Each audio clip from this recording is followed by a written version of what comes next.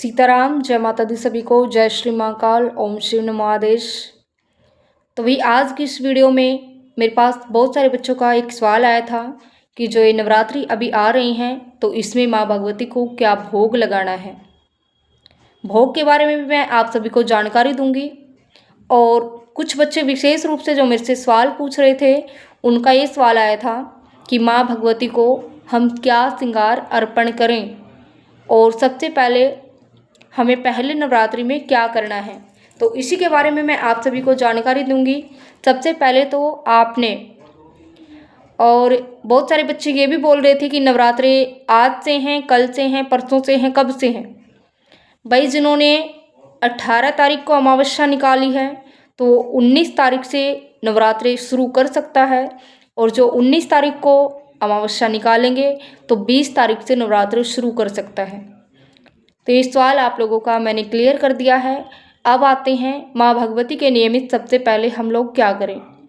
माँ भगवती के नियमित सबसे पहले आप लोगों ने क्या करना है, आपने जो सामान्य सा एक मिट्टी का कंडा लेना है और उसमें रेत वगैरह डाल करके जौ बोने होते हैं उसमें, और एक कलश आप लोगों ने लेना है, उस पर नारियल मोड़ी से बांध करके आम के पत्ते भी आप लोगों ने रखने हैं, और उसके साथ में आप माँ का श्रृंगार रखेंगे।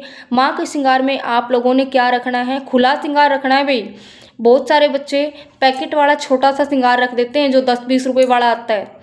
जो सामान प्रयोग करने के लायक हो आप लोग ऐसा सामान ही रखें।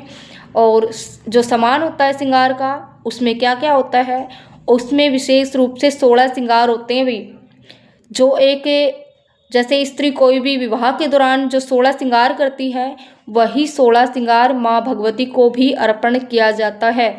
जिसमें विशेष रूप से आ जाता है वो होता है बिंदी, मेहंदी, चूड़ियाँ, सिंदूर और रोड़ी मोड़ी। और इसके अलावा एक कंघा भी आप रख सकते हो, और नॉर्मल सामान में ये आता है विशेष रूप से। लेकिन बहुत सारे बच्चे आल्टा वगैरह भी माँ को देते हैं, तो आप वो भी दे सकते हो, या फिर आप मेहंदी भी दे सकते हो। और बाकी ये जो सामान है ये तो आपने विशेष रूप से रखना ही रखना है। इसके अलावा जो 16 श्रृंगार होते हैं, जैसे काजल हो गया, लिपस्टिक हो गई, तो आप लोग ये माँ भगवती के नियमित अवश्य ही रखेंगे। जब आप लोग जैसे फास्ट करो या फिर ना करो ये मायने नहीं रखता, लेकिन अगर आप लोग साधना कर रहे हो तो आपको फास्ट करना यानी कि व्रत करना आवश्यक है। अगर आप लोग व्रत के दौरान किसी भी तरीके से आप लोगों को जैसे परेशानी है, आप व्रत नहीं रख सकते, या आपके शरीर में समस्या है कोई, आप लोग विशेष रूप से दवाइयाँ खा रहे हो, तो आप लोग माँ भगवती से प्रार्थना कर सकते हो। अगर आप साधना कर रहे हो और व्रत नहीं रख सकते उस समय पे, और कोशिश करें तभी व्रत रखने की कोशिश अवश्य ही करें, क्योंकि अगर आप माँ भगवती के प्रति व्रत रखोगे, उनके नियमित, व्रत का क्या मतलब होता है, यानी कि उपवास। उपवास क्या होता है, यानी कि जो भी शक्ति है जिसकी हम सेवा साधना करते हैं उसके सामने ही रहना, उसी को उपवास बोला जाता है। तो आप लोग माँ भगवती के सामने ही रहेंगे, ठीक है भाई।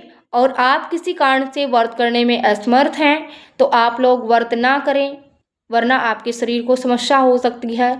और कोई भी यानी कि माँ भगवती किसी भी प्रकार से ये नहीं चाहेगी कि आप लोगों को किसी प्रकार की कोई समस्या हो, क्योंकि भगवान अपने भगत को, अपने बच्चों को कभी भी कष्ट में नहीं देख सकता।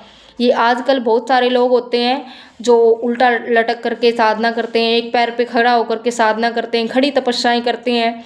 क्या मिलता है इससे? कोई माँ भगवती होती है या बाबा होते हैं, वो ये थोड़ी ना बोलते हैं कि हमारी खड़े होकर के साधना करो या एक हाथ ऊपर उठा करके साधना करो।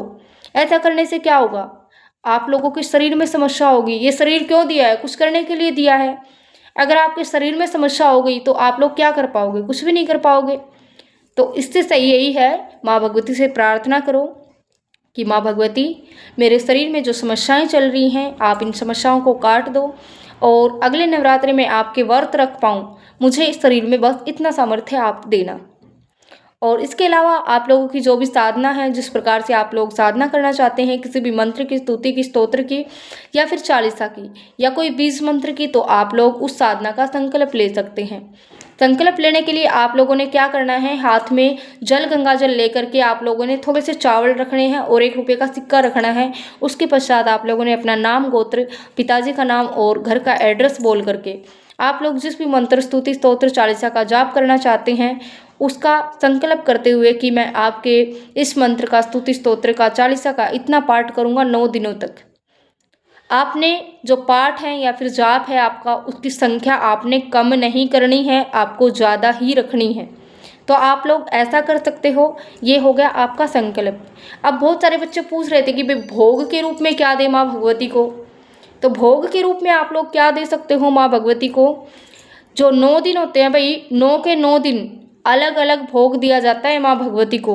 बहुत सारे बच्चे क्या करते हैं, एक ही भोग को देते रहते हैं। जैसे केला चढ़ाने लगे तो माँ भगवती को केला ही देते रहेंगे 9 के 9 दिन। माँ भगवती को 9 के 9 दिन अलग अलग चीज़ों का भोग लगता है। जैसे घी का हो गया, शहद का हो गया, गुड़ का हो गया, चीनी का हो गया, खीर का हो गया, हलवे का हो गया। और जो आखिरी नवरात्रा होता है उसमें माँ को अनाज का यानी कि हलवे पूड़ी का भोग दिया जाता है। तो इस चीज़ को आप लोग विशेष रूप से ध्यान में रखना कि माँ भगवती को जो दिन होते हैं उनके अकॉर्डिंग ही भोग दिया जाता है। आप लोग कृपया करके एक ही भोग ना दें। और जो प्रथम नवरात्रा है उस दिन आप लोग माँ भगवती को या तो खीर का भोग लगा सकते हैं या फिर आप लोग घी का भोग लगा सकते हैं। ठीक है भाई, तो इस चीज़ का आप विशेष रूप से ध्यान रखें कि आप लोगों को किस चीज़ का भोग लगाना है। बाकी डेली के अपडेट्स मैं आप लोगों को देती रहूँगी।